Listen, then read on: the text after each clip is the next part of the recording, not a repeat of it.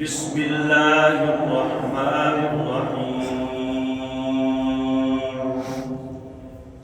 وَإِذَا سَأَلَكَ عِبَادِي عَنِّي فَإِنِّي قَرِيبٌ أُجِيبُ دَعْوَةَ الدَّاعِ إِذَا دَعَانِ فَلْيَسْتَجِيبُوا لِي وَلْيُؤْمِنُوا بِي لَعَلَّهُمْ يَرْشُدُونَ.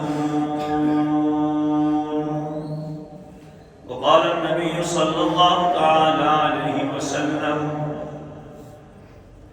للصائم فرحتان فرحة عند فطره وفرحة عند لقاء ربه صدق الله العظيم وصدق رسوله النبي الكريم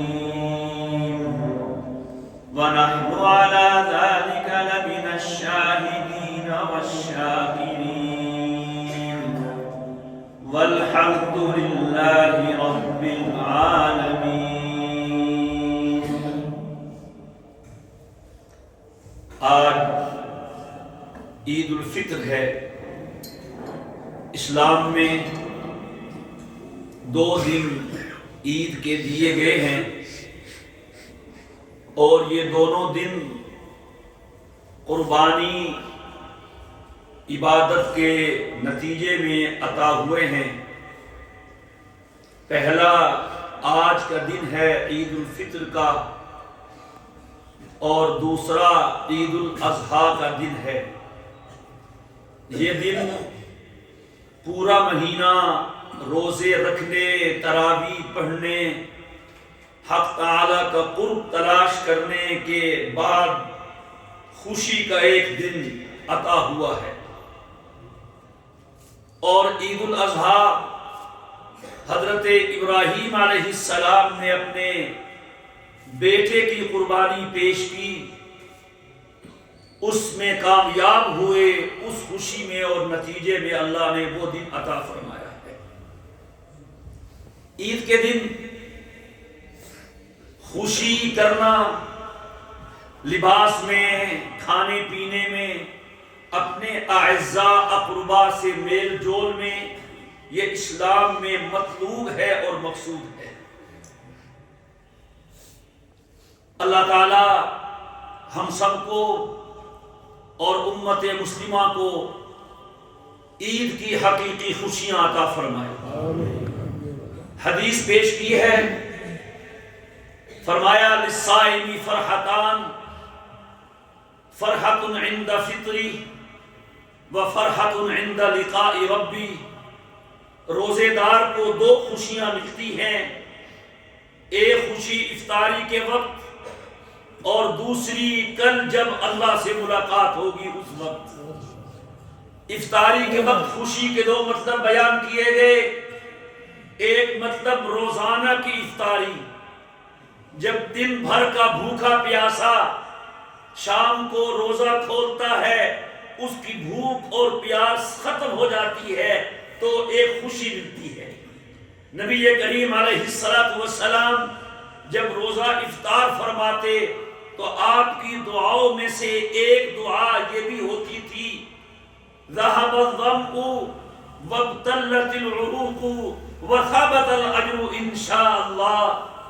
پیاس چلی گئی، خشک رگیں تر ہو گئی اور اللہ کی بارگاہ میں روزے کا ثواب پکا ہو گیا. اور دوسرا مطلب فطر کا، تمام روزوں کے اختتام پر یہ عید الفطر کی خوشی ہے. اور عید الفطر کی خوشی کیا ہے؟ آج فرشتے عید پڑھنے آنے والوں کے رستے میں کھڑے ہیں، دروازوں پہ کھڑے ہیں، اور آج کے دن اللہ تعالی قسمیں کھا کے کہہ رہے ہیں ہمیں فَوَعِزَّتِي وَجَلَالِي وَكِبْرِيَائِي وَارْتِفَاعِ مَقَامِي. میرے بندو، مجھے اپنی عزت کی قسم ہے اپنے جلال کی قسم ہے، اپنی شان کی اور اپنے بلند مرتبہ کی قسم ہے، آج تم مجھ سے آخرت کے بارے میں جو مانگو گے میں عطا کروں گا۔ آپ کہیں گے آخرت کا جنت کا ہی سوال ہے؟ نہیں بھائی، دنیا کے معاملات میں پھنسے ہوئے انسان آخرت کے بڑے مسئلے ہیں۔ قبر سے لے کر ملک الموت کے آنے سے لے کر جنت کے دروازے میں داخل ہونے تک مسائل ہیں، مسائل ہیں۔ روح نکلے، اللہ کی بارگاہ میں پیشی ہو جائے۔ سفیان ثوری کسی کو خواب میں ملے، پوچھا سنائیے کیا ہوا؟ فرمایا کیا بتاؤں، تمہیں چھوڑ کے آیا ہوں تو اللہ نے سب سے پہلے اپنا دیدار نصیب کرایا ہے۔ یا ایتھا النفس المطمئنہ ارجعی الی ربک راضیۃ مرضیہ فادخلی فی عبادی وادخلی جنتی۔ فرشتے بشارت دیتے ہیں، اے نفس مطمئنہ، اے پاکیزہ نفس، اے مطمئن نفس، رب کی طرف لوٹ جا، آسمان کے دروازے کھل جاتے ہیں، سیدھا اپنے رب کا دیدار کرتا ہے۔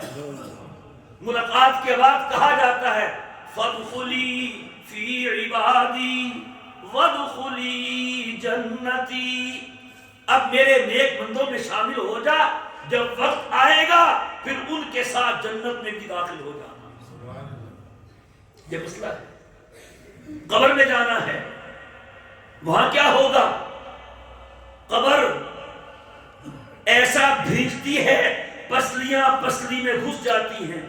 حضور نے اس طرح، ابن عباس رضی اللہ عنہما نے اس طرح کر کے دکھایا، اور کسی کی قبر تا حد نگاہ وسیع ہو جاتی ہے۔ یہ تو ان القبر روضۃ من ریاض الجنۃ او حفرۃ من حفر النار، یہ قبر اسے مٹی کا ڈھیر مت سمجھو، یہی یہ تو جہنم کے گڑھوں میں سے ایک گڑھا ہے، یہ جنت کے باغوں میں سے ایک باغ ہے۔ تم کہو جی ہمیں سمجھ نہیں آتی، ہمیں نظر نہیں آتا، ارے اللہ کا نظام تمہاری سمجھ کا پابند نہیں ہے، تمہاری نظر کا پابند نہیں ہے، وہ جو چاہے کرے، کبھی کبھی دکھا بھی دیتا ہے۔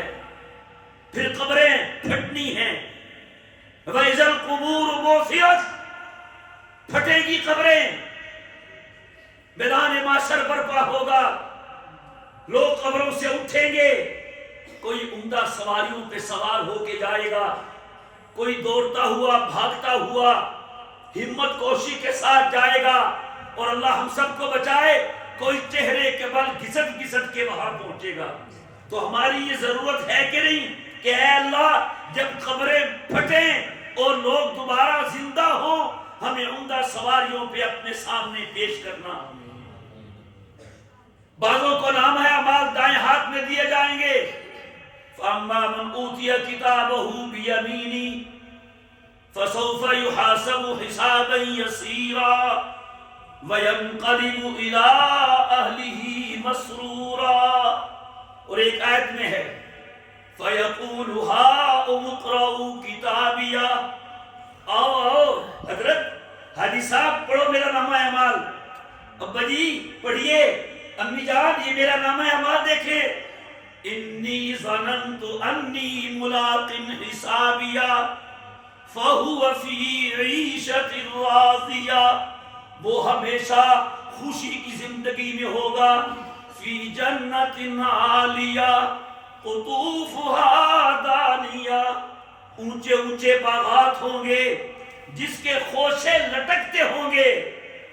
مفسرین لکھتے ہیں خوشے ایسے لٹکتے ہوں گے آپ کا دل چاہے گا جنت کے باغ کا پھل کھانے کو، لیٹے ہوئے کو اٹھنا نہیں پڑے گا، بیٹھے ہوئے کو کھڑا نہیں ہونا پڑے گا، کھڑے ہوئے کو چلنا نہیں پڑے گا، لٹکے ہوئے ہوں گے، جہاں آپ کے ہاتھ کی پہنچ ہوگی، پھل آپ کے ہاتھ میں ہوگا۔ کلو واشربوا ہنیئا بما اسلفتم فی الایام الخالیہ، تم گزرے ہوئے دنوں میں جو بھوکے پیاسے رہے تھے، آج دنیا بھوک پیاس برداشت کرے گی، تم مزے سے کھاؤ بھی اور مزے سے پیو بھی۔ تو یہ ہوگا، یہ میری ضرورت ہے۔ نامہ اعمال دائیں ہاتھ میں ملے، ضرورت ہے کہ نہیں؟ اور جسے بائیں ہاتھ میں ملے گا وہ ناکام ہوگا، وہ جہنمی ہوگا۔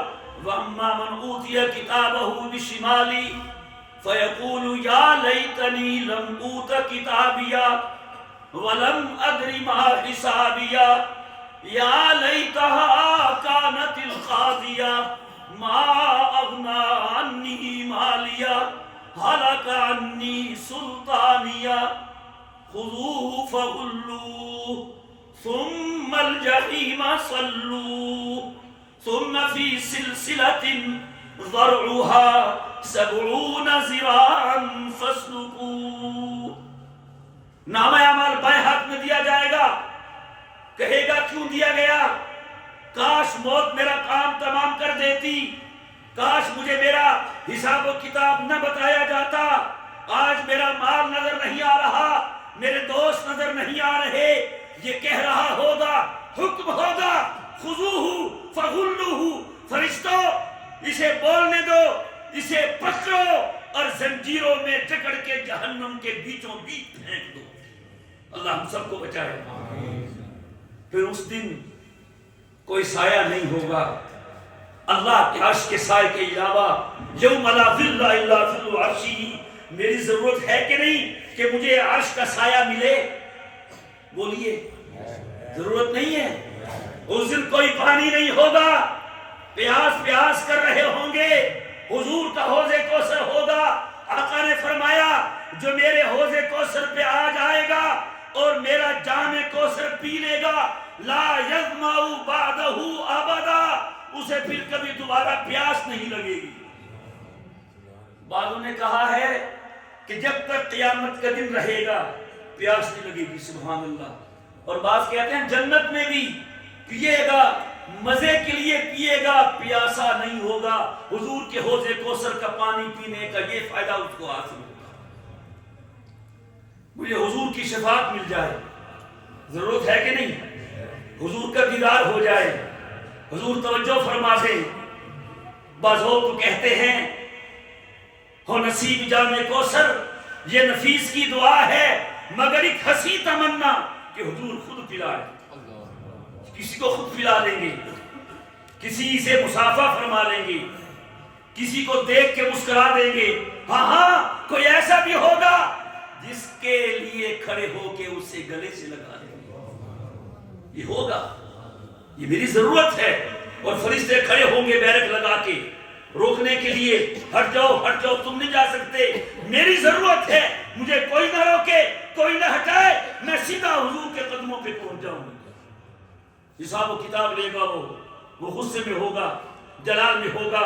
آج تو رحیم ہے، کریم ہے، غفور ہے، اس دن بادشاہ ہوگا اور بادشاہوں والے جلال میں ہوگا۔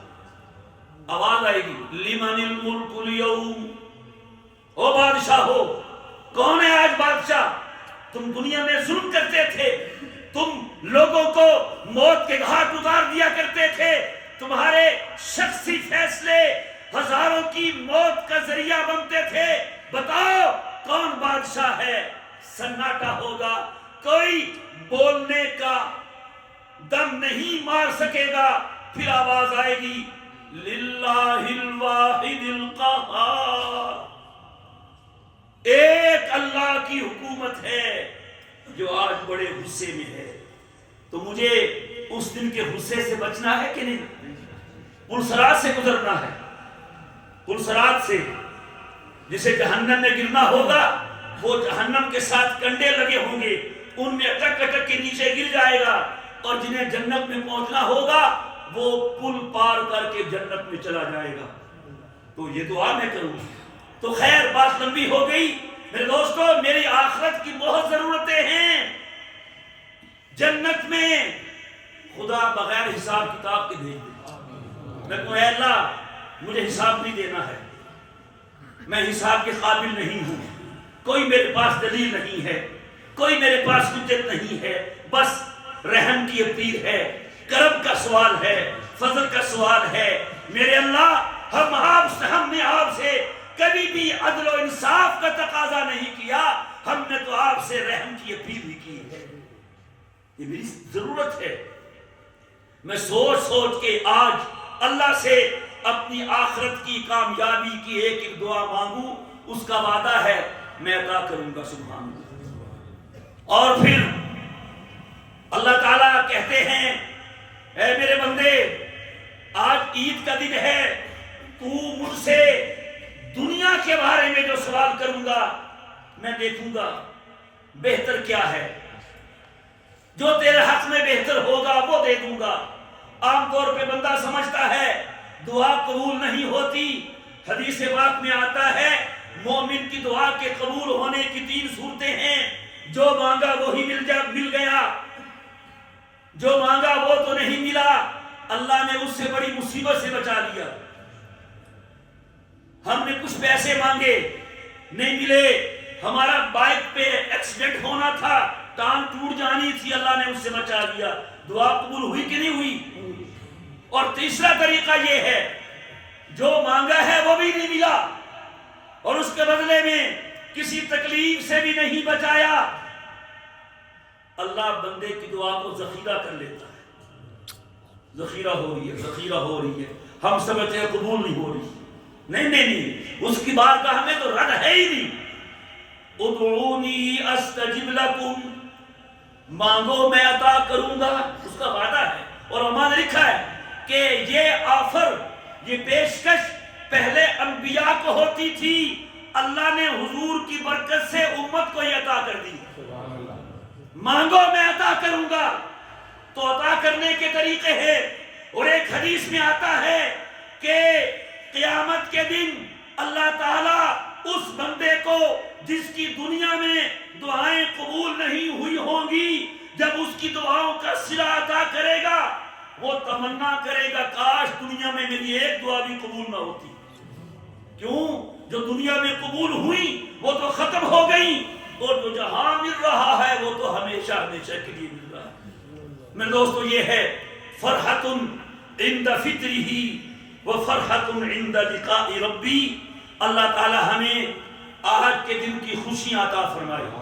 اور میرے دوستو سب سے بڑی خوشی یہ ہے کہ اللہ ہم سے اپنی رضا کا اعلان کر دے، اللہ ہم سے راضی ہو جائے. ایک روایت میں پڑھ رہا تھا، ابھی تحقیق تو نہیں کی، اس کا حاصل یہ ہے کہ اگر یہ دیکھنا ہو کہ اللہ راضی ہے کہ نہیں تو اپنے 24 گھنٹے کے اعمال دیکھ لو.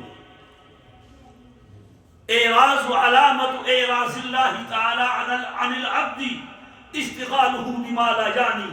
جب اللہ بندے سے ناراض ہوتا ہے اسے فضول کاموں میں لگا دیتا ہے، اور جب اس سے راضی ہوتا ہے اسے نیک کاموں میں لگا دیتا ہے.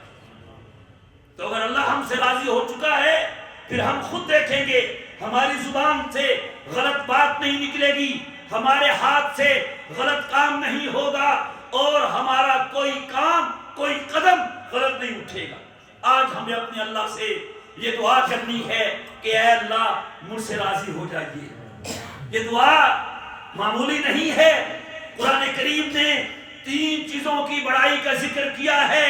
ایک ورضوان من اللہ اکبر، اللہ کا راضی ہونا بہت بڑا ہے. بڑا ہے کہ نہیں؟ بولیے یار. ایک حدیث میں آتا ہے جب جنتی جنت میں چلے جائیں گے اللہ ان سے باتیں کریں گے، کبھی پوچھیں گے کیا چاہیے، جیسے پوچھتا ہے مہمان سے میزبان دسترخوان سجا کے اور کیا چاہیے اور کیا چاہیے. کہیں گے اللہ سب کچھ تو مل گیا. اللہ کہے گا سنو اب میں تم سب سے اپنی رضا کا اعلان کرتا ہوں، میں تم سب سے راضی ہوں، کبھی ناراض نہیں ہوں گا. اور اس اعلان سے وہ خوشی کی لہر دوڑے گی ہم جس کا تصور بھی نہیں کر سکتے. پھر ایک اور دفعہ اللہ تعالیٰ جنتیوں سے بات کریں گے. سبحان اللہ. کہتے ہیں سبحان اللہ. کہیں گے جنتیوں خوش بھی ہو کہ نہیں کہ اللہ بڑے خوش ہیں, سب کچھ دے دیا. الحمدللہ الذی ہدانا لہذا وما كنا لنهتدی لولا ان ہدانا اللہ. ساری نعمتیں ہیں. اللہ کہیں گے سنو اب میں تمہیں ایک اور نعمت دے رہا ہوں. یہ کہہ کے اللہ اپنا حجاب ہٹا لیں گے, سارے جنتی اللہ کا دیدار کریں گے, اور دیدار باری تعالیٰ کی لذت ایک طرف, جنت کی ساری نعمتوں کی لذت ایک طرف. جب گھر جائیں گے گھر والے پوچھیں گے آج کون سے بیوٹی پارلر سے ہو کے آئے ہیں, یہ کیا آپ نے کر لیا ہے, اتنے خوبصورت ہو گئے. وہ کہے گے نہیں نہیں ہم نے کوئی میک اپ شیک اپ نہیں کیا, ہم نے تو اللہ کا دیدار کیا ہے. اور خود دیکھو اس حسن ازلی کو دیکھنے والوں کا حسن بڑھ جائے گا, وہ خود کتنا حسین ہوگا. تو اس کی رضا بہت بڑی ہے. ہم اللہ سے اس کی رضا مانگے وہ دے دے گا, اور اللہ بہت بڑا ہے. اللہ اکبر. اور تیسرا وَلَذِكْرُ اللَّهِ اکبر, اللہ کی رضا بہت بڑی ہے. میرے بھائیوں رمضان کا اثر زندگی بھر ساتھ رکھیے, اپنے معمولات کو صحیح کیجئے. اسلام ایک مستقل مذہب ہے اور یہ موت تک کے لیے رہنمائی فراہم کرتا ہے. ایک دو دن کا کام نہیں. ہم امتحان سے گزر رہے ہیں. یہ مت سمجھیے رمضان ختم ہو گیا تو بس ہماری ذمہ داری ختم ہو گئی. نہیں, رمضان تو ایک تعلق بڑھانا تھا. جب تعلق بڑھتا ہے پھر آنا جانا کم نہیں ہوتا, آنا جانا بڑھنا شروع ہو جاتا ہے. دوسرا, اس وقت امت مسلمہ جن حالات سے گزر رہی ہے, ہمیں تبصروں کی بجائے, تنزیوں کی بجائے, اپنا وقت ضائع کرنے کی بجائے ہر بندے کو اللہ کی طرف متوجہ ہونے کی ضرورت ہے. معلوم نہیں آنے والے دنوں میں کیا ہو رہا ہے. کیا پتا وہ یہود و نصارہ امت مسلمہ کو آپس میں لڑانے کی سازش میں خدا نخواستہ کامیاب ہو گئے, پھر کیا ہو جائے گا. تو اس لیے یہ بہت کٹھن حالات ہیں, بہت مشکل حالات ہیں. عالمی سطح کے امت کو اجتماعی طور پر بھی اور انفرادی طور پر بھی ہر وقت دعائیں کرنی چاہیے, اپنے لیے بھی. اور آج عید کا دن ہے, آج خوب رو کے اور دل سے پوری امت کی بھلائی کے لیے دعائیں کرنے کی ضرورت ہے. عید کی نماز کا طریقہ سن لیجئے. 2 رکعت کی نماز ہوتی ہے, اس میں 6 تکبیریں زائد ہوتی ہیں. 3 تکبیریں پہلی رکعت میں اور 3 دوسری رکعت میں. پہلی رکعت میں ثنا کے بعد سورہ فاتحہ پڑھنے سے پہلے 3 مرتبہ اللہ اکبر اللہ اکبر اللہ اکبر ہاتھ چھوڑے جائیں گے. پھر چوتھی مرتبہ میں تیسری مرتبہ میں ہاتھ مار لیں گے. اللہ اکبر اللہ اکبر اللہ اکبر. بس اس کے بعد رکعت پوری کریں گے. پھر دوسری رکعت میں قرات کے بعد رکوع سے پہلے 3 تکبیریں ہوں گی, اللہ اکبر اللہ اکبر اللہ اکبر. چوتھی تکبیر رکوع کے لیے ہوگی, اس کے لیے ہاتھوں کو نہیں اٹھایا جائے گا. نماز کے بعد خطبہ ہوتا ہے, اس خطبے کا سننا واجب ہوتا ہے. اب وقت ہو گیا ہے, آپ حضرات صفحے بنا لیں.